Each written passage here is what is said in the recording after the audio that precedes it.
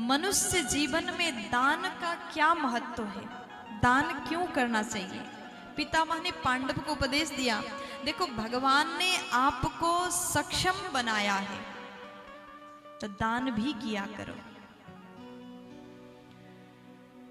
अपने जीवन की कमाई में से कुछ परसेंट दान में लगा दो।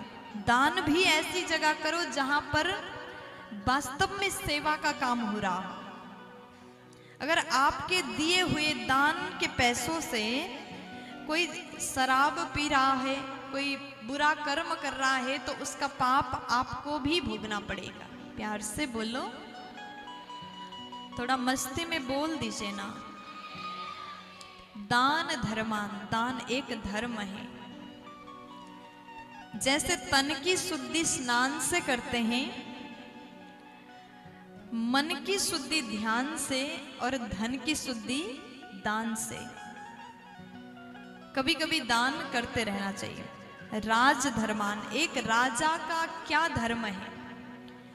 मोक्ष धर्म के बारे में बताया, स्त्री धर्म, नारी के धर्म के बारे में बताया, नारी को कैसे रहना चाहिए। देखो, नारी को मर्यादा में रहना चाहिए। भीष्म जी बता रहे हैं कि हमेशा नारी को मर्यादा में रहना चाहिए।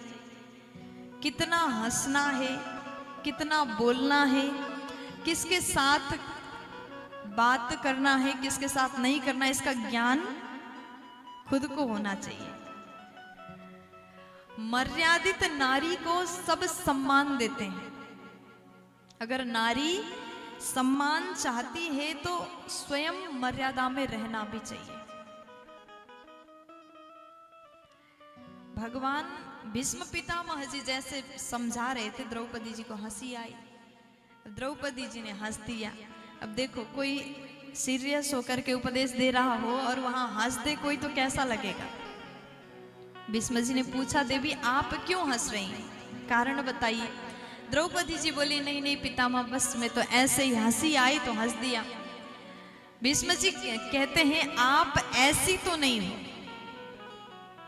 आप एक मर्यादित नारी हो, इसलिए आपने हंसा है तो कोई कारण तो जरूर होगा, बताइए कारण क्या है। तब आज द्रौपदी मैया बोली कि पितामह, आज आप नारी धर्म के बारे में उपदेश कर रहे हैं, स्त्री के बारे में बता रहे हैं, कैसे होना चाहिए, क्या करना चाहिए। लेकिन उस दिन याद करिए, जब मैं आपकी ओर देख रही थी और मुझे विश्वास था कि आप कुछ न कुछ जरूर कहोगे।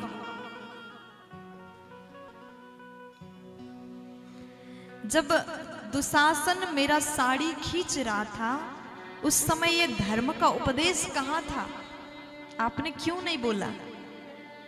वही बात को स्मरण करके आज मैं हंस रही हूं। ये बात सुनकर के पितामह के आंखों में आंसू आया। उन्होंने कहा, देवी क्षमा करो, उस समय में दुष्ट के यहाँ रह रहा था, दुष्ट के घर का भोजन खा रहा था, इसलिए मेरी मति भी वैसा ही हो गया था, इसलिए मैं कुछ बोल नहीं पाया। आज मेरा बुद्धि शुद्ध है। उस समय दुष्ट के यहाँ का नमक खा रहा था, मेरे रक्त में उस घर का भोजन था, आहार था, उस घर का नमक था। द्रौपदी ने कहा कि तो आज आप पितामह ये बताइए, अभी भी आपके शरीर में वही खून है, आज मति कैसे शुद्ध हो गया। तब पितामह रोते हुए कहते हैं, देवी आज मेरे शरीर में रक्त का एक बूंद भी नहीं है। 52 दिन से बाढ़ के सैया में लेटा हुआ हूं, मेरे शरीर में रक्त नहीं है, इसलिए मैं उपदेश देने के लायक हो गया हूं। अब मेरे शरीर में उस भोजन से बना रक्त नहीं है, इसलिए मेरा मति बुद्धि शुद्ध है।